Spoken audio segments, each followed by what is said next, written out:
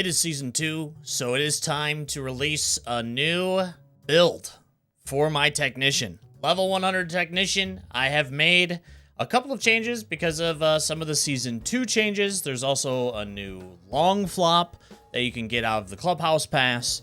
So I want to give you an updated build guide for my technician and what I'm going to be using moving forward, including, playing my plat rounds now for the TGC Tours. And we'll start in the attributes. There were some changes, Season 2 gameplay. Transition means a lot more now for not only putting, but also for all of your shots, for all of your partial shots. And since I do a lot of partial shots, and since you definitely want the transition there for when you're, chipping and hitting flop shots and things of that nature, transition is very important. So there has been a little bit of an adjustment to take more transition for this go. I've also taken a little bit less power because we can get that power back now a little bit more on our driver because of the updated gems that we get for the fittings. So to start, we have 62 power, 80 contact. I have moved back to over 90 contact and 90 swing path for some of my golf clubs. And again, that's because we can take more power because of the gems now. And also, with me moving to the Platinum Tour on the TGC Tours, they play on Legend difficulty. So having a little bit more contact and swing path for me, somebody who's not as, mechanically gifted at the game, it is good to have. So we have 62 power, 80 contact is the first one. I've kept my correction where it's at. It seems that correction may have actually been changed a touch, where it's actually a little bit more off center. But it's just, I'm used to around 67 correction, so I just don't want to change that. I'm going to take as much swing path as I can, which is what I did. For shaping and recovery, I've just completely abandoned recovery at this point. Recovery shot, I can actually get pretty good back on to the green, usually. And the rough just isn't really that penalizing, minus like a couple of courses. So because of that, I've just taken all shaping. So here's the change for rhythm and transition. I have taken a lot more transition. So where I was I think low 70s for rhythm in the last build guide, we are up to, or back to 66 rhythm, and I've taken a 6 additional transition or 7 additional transition from where I was before. And that is due to the transition changes that came with season 2. The power is a little bit more harder to get. It's a little bit more fine-tuned, so you have to be a little bit more perfect.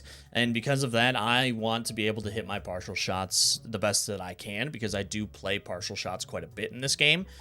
Because of that, I've taken a little additional transition.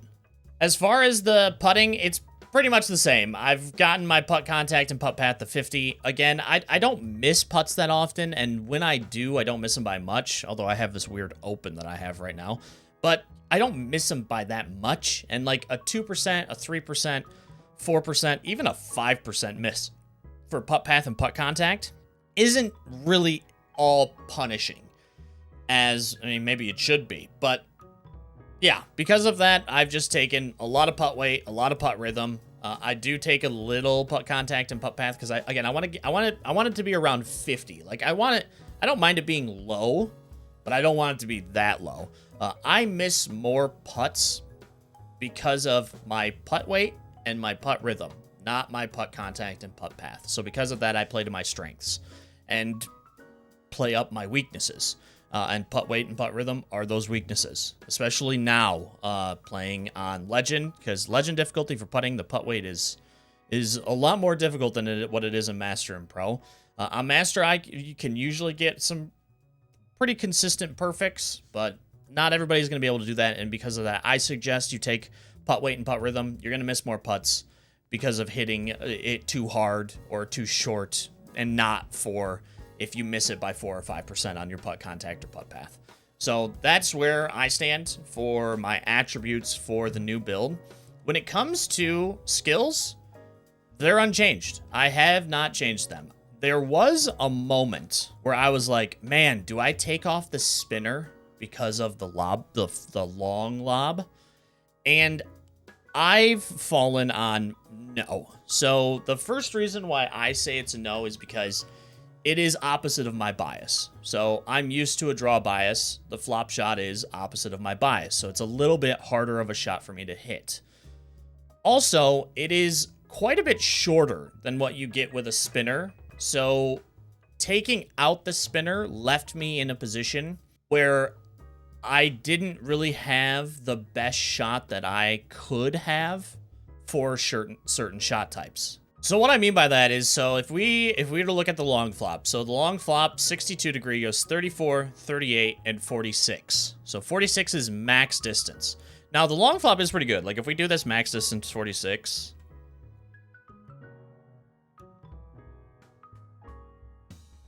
it stops on a dime. Like it is a very, very, very, very powerful shot. It stops even faster on a 62 degree. Let me see if I can get like a little bit more of a better shot here. Like look at how this stops. Like it stops dead. But it only goes 46 yards.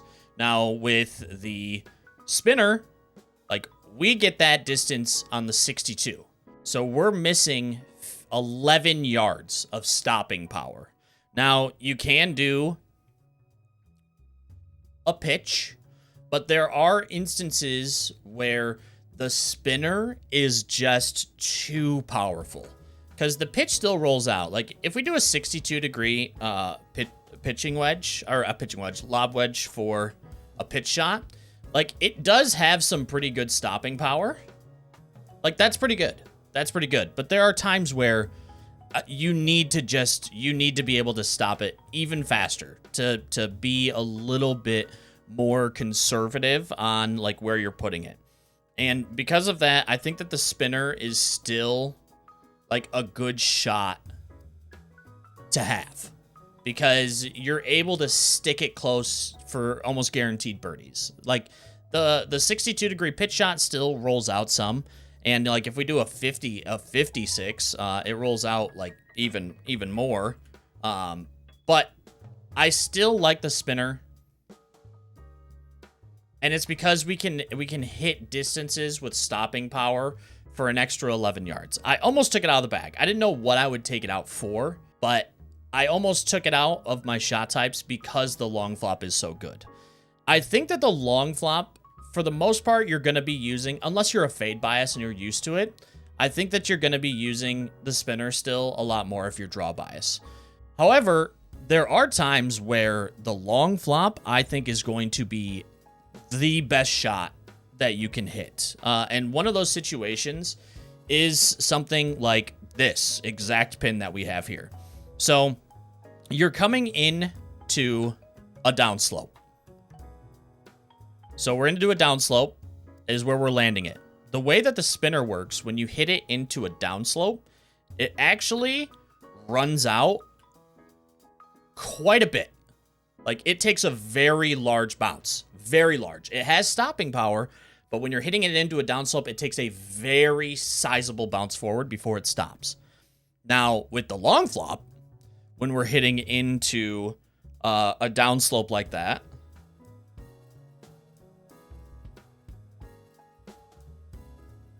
it still has so much stopping power. Like a ridiculous amount of stopping power. And because of that, I think the long flop, while it isn't going to replace the spinner completely, there are going to be times when you're playing, hitting into a slope like this, which is often, that the long flop is going to be the best shot that you can hit. Now, I think in this distance, it is now already the 34 to 46. It's probably the best shot to hit. But I still want to keep the spinner in the bag just for that, an additional shot that has stopping power so that I can pick up birdies and pars a lot easier instead of getting a little bit more greedy with a pitch shot. Now, like I said, if you're fade bias, it might be different for you. You might get the long flop and be like, nah, I don't need the spinner anymore. And I mean, because of that, like, I don't know what you would take. I thought about maybe getting rid of spinner, which meant that I could get rid of, you know, the runner and going down and getting driver off the deck and then maybe picking up knockdown, or going back and picking up the stinger is another one, because I know some people have swore by the stinger, high wind situations, hitting stinger off of tee. Like, that could also be an option. But for me, I just think that the spinner is just way too good at certain distances in certain situations, and I'd rather have it in the bag than not have it in the bag. But if you're fade biased and you don't see, you know, it's like, meh, I don't really care about that, then, I mean, maybe go back and pick up the stinger. Other than that, I don't know. Maybe you can, if you can try to get knocked down, you can, if you have it unlocked. And something else, a lot of people have, there's some confusion. They're wondering, like, how I have power drive. So I went over this in another video, but I do want to go over this again really quick. You unlock these by getting level 85, or not level 85, overall 85 with each golfer. So you unlock power drive for every golfer once you get a powerhouse to 85. You get green reader once you get a green keeper to overall level 85, or overall 85, not level. You unlock them for everyone. So how I have all of these unlocked is because I've hit overall 85 for all of the archetypes. So if you're starting with a technician and you don't have any of those unlocked, then the pick is still your best. I mean, it's the best. I still think that it is the best get out of jail free card in the game. It's one of the best special shot types that you can get. So, you know, get the pick shot. If you want to put some extra points in here, you can. You can also, you know, go back through and pick up driver off the deck. You can pick up a stinger. Like, you can do all of these. You can go and get a power pick, which I'm going to go over here in a second. You can go back and get a power pick. Like, there are other skills that you can get that will be worthy of your time. But I like these for once you get the other characters unlocked. I still don't like the knockdown. I played around with it. It's okay, but it's okay. It's just, I don't think it's worthy of the points that you have to put in for it. I still really like the recovery shot for getting out of the rough. I still like the pick. I still like the green reader at 2 bonuses just because it gets it the closest to 2K23 putting greens. Some people swear by all 4. Some people swear by 1. It's just your preference on what you take there. And you can always, like, move some of these points around as well and get the green reader where you want it to. But this is an end game build that's being shown here. This is with everything unlocked that I have. Now, somebody actually brought up a good point, and it is something that I might be changing soon. Season 2 also introduced pop bunkers. With pop bunkers, it's a new tool that designers have been waiting for forever, which means we are probably going to get an asinine amount of courses being made with pop bunkers. I'm using the blast shot right now. I do use the blast shot every once in a while. I don't know, probably once every 5 rounds, 6 rounds maybe. I use the blast shot on some like really like elevated running uphill greens. But somebody did say, like, oh, what about power pick? You're taking blast over power pick. I never used the power pick ever when I had it. But with pop bunkers, power pick might actually be good because you can get the height on it. And because of that, I may end up respecking. We're going to see with pop bunkers and how they play and if it's even needed. If it is needed, I probably will be respecking to just go get power pick instead on the way to pick instead of blast shot. But we'll see. Other than that, like, everything else is exactly the same. I have not changed anything. The shot types are what the shot types are. Of course, you can, if you have some that you like instead of others, I mean, do that. It's all personal preference in the end. And lastly, we have the clubs and the fittings. I don't have the Evo tools to get this to the final, but this is what it's going to be for the final. It's just going to be purple instead. So I wanted to get it out because I just don't have the Evo tools. First up, we have the driver. Yeah, it's all power. It's all power. I'm not going to change this. It gets it up to 86 power. And as you can see, we're pretty balanced right now. The transition is high on this just because I've taken a lot of transition at the attribute. And rhythm doesn't really matter on the driver. If you get like plus 2% power on a driver, that's good. So, like, I don't really care too much about the rhythm. Contact is important, but I mean, you are hitting fairways, which are, you usually have some wiggle room there. So because of that, 80 contact is fine by me as well. Recovery, you absolutely don't need on a driver. I've just taken all power. It's probably going to be like this until I reach like a point of being like a maximum of 99. And then I'll probably play around with my attributes to make sure that all of my fittings get my power to 99 on the driver. And then whatever the contact is whatever the contact is. So yeah, I've taken all power. Kind of straightforward. But we're up to 86 power, 291 on the driver. Which is more than enough for this character. Like a technician, having 86 power is insane. The 3-wood's a little bit different. I have taken 2 power on the 3-wood to get it up to 253 yards. I may change this eventually to take 1 more power. It just depends on how long of the courses that I play. If you're playing like official courses, 72 power, more than enough on a 3-wood. More than enough. There are probably times where, you're going to have, no chance of getting to par 5s because of the low power on the technician, but those are very few and far between. Usually 253 is more than enough on a 3-wood. I've taken the additional contact because, again, this is an approach shot that I am normally taking with the 3-wood. I want to be the most accurate that I can be. I have taken a little bit more transition on the 3-wood because I am doing a ton of partials on the 3-wood.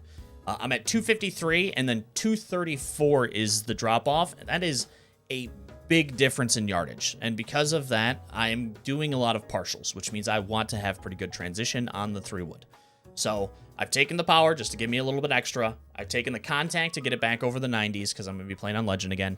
And transition is huge because I'm doing a lot of partial shots. Now, if you're not doing a lot of partial shots, if you're carrying a 5-wood or 7-wood, or whatever it might be, then you might not need the transition. And I would put it probably somewhere else. I'd probably put an extra power in, or maybe put another contact if you really want it. But if you don't really want the extra transition, you can put it somewhere else.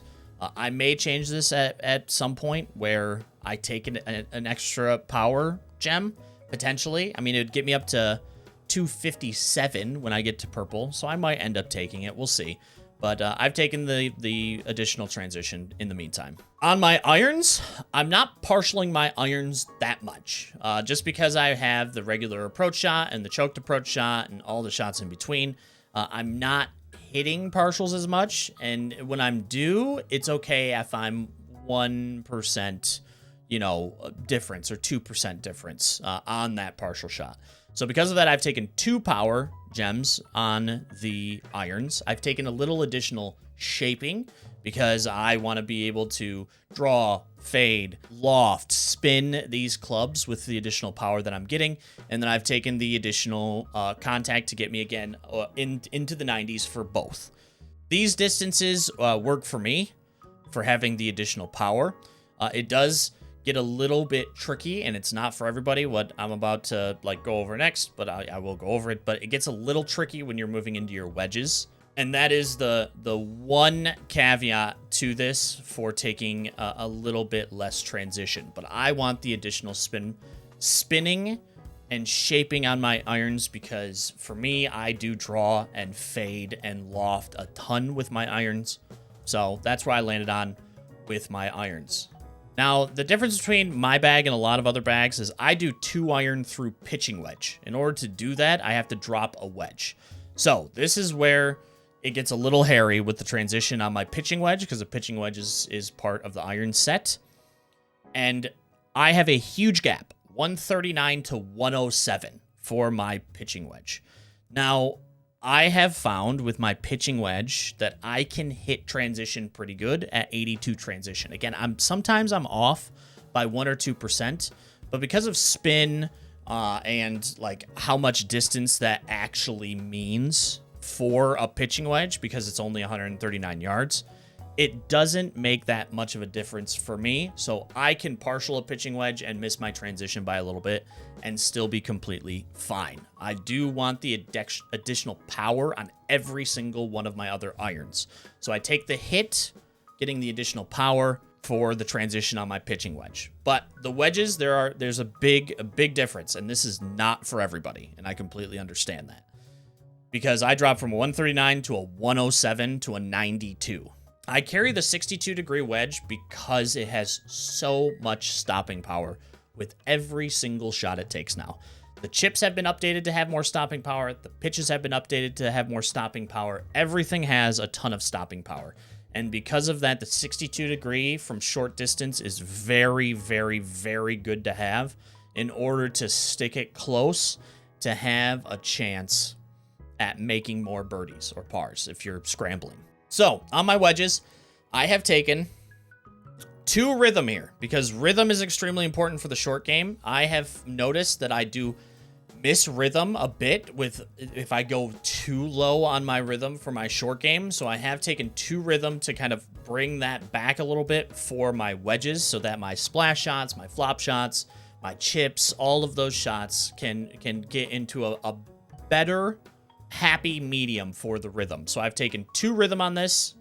We took a bunch of transition in the attributes.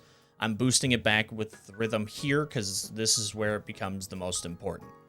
I've taken also a shaping because having the additional shaping allows me to get a little bit more height on certain shots. Also allows me to get more spin on certain shots. So because of that, I've taken a little bit more shaping for the short game. I've taken transition because you're going to be partialing almost every single shot that you take that isn't a full approach shot or choked approach shot with your wedges. So because of that, I've taken the additional transition, and then I just took a little extra contact just to have it. I could have put it somewhere else, like maybe into rhythm to get it into the 80s, but I put it into contact just to get it close to 80.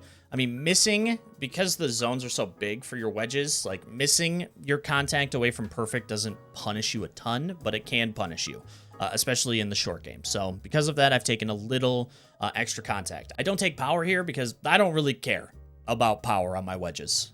I want to be the most accurate with the most spin with the best chance to get me into birdie range. So that's what I've done with the wedges. Again, this isn't for everybody. Most people will probably take out their 3-iron and take an additional wedge. If you struggle with pitching wedge partials, I highly suggest that you do that.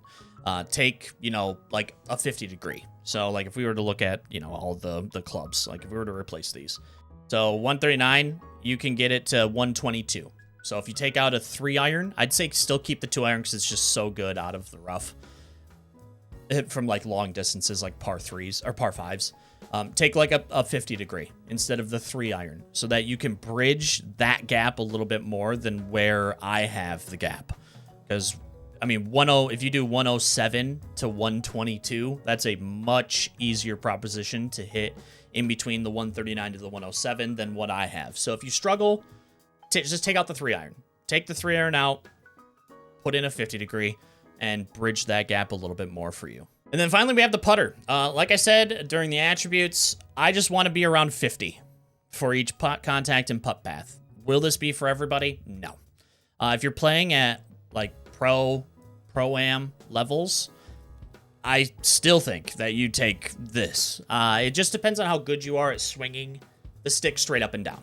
If you do struggle with putt path, if you're having constant 6, 7, 8, 9 degree misses, either pulling it down or up, highly suggest you take additional putt contact and putt path until you get that figured out at least.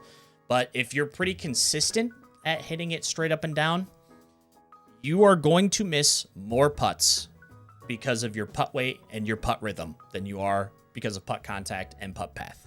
I guarantee you that you are going to miss more because you miss your distance. That's just kind of how putting is. You could have the perfect line. If you hit it 3% extra than what you're supposed to be hitting it, you're going to miss that putt. So I get it into the mid 80s is what I have found is like a good spot for me now for both of these because of the changes that were made. And I would say if you are also pretty good at straight up and down, that you should probably strive to get something similar to this. And now that my technician's done, I do have to get the 2 Evo tools to finish this up. But I'm gonna start working on another. I want to get either the sculptor or the magician up. I mean, I need like 25,000 VC in order to do that. But I am going to be working on a magician or a sculptor next besides the technician, because I want to have 2 built characters to play around with. I did have a goal to do a bunch of build guides for everything. It's too expensive. It's just too expensive, plain and simple now. I honestly don't even know what HB 2K were thinking when they made the changes to the Evo tools. It is way too expensive now. All of the VC changes, the positive VC changes that we've had, pretty much went down the toilet. As soon as they made it that we have to pay extra Evo tools now. The legendary clubs, you have to pay 3 Evo tools to upgrade them, which is silly. It's way too expensive to build other characters currently with clubs now, because the clubs are expensive to upgrade to. Something needs to change with that, I think, personally, because I think where it's at, I think the economy is kind of back in the dumps. But that's a whole nother story. I'm going to be building something else out though. But for now, this is my technician build. I have been shooting very well with this technician build. I got a T4 in Elite this past week, and I'm moving up to Plat now. I have really liked this technician for the start of the new season. So give it a shot. Let me know what you think. Let me know what you think if you do build this out. Let me know what you think down in the comments. If there's anything you would change or that you've done differently, and maybe you can give some ideas to others. But if you enjoyed this video, make sure to leave a like on the video. Think about subscribing to the channel too. I mean, we're on our way to 6K subs on this channel, which is crazy because I've only been uploading here for not even 3 months yet, which is just wild. So thank you for the support. I appreciate it. But think about subbing if you want some additional PGA 2K content. And yeah, that's it. Thanks for watching. Appreciate you. Have a great rest of your morning, afternoon, or evening, wherever you are in the world. And I will catch you on the next one.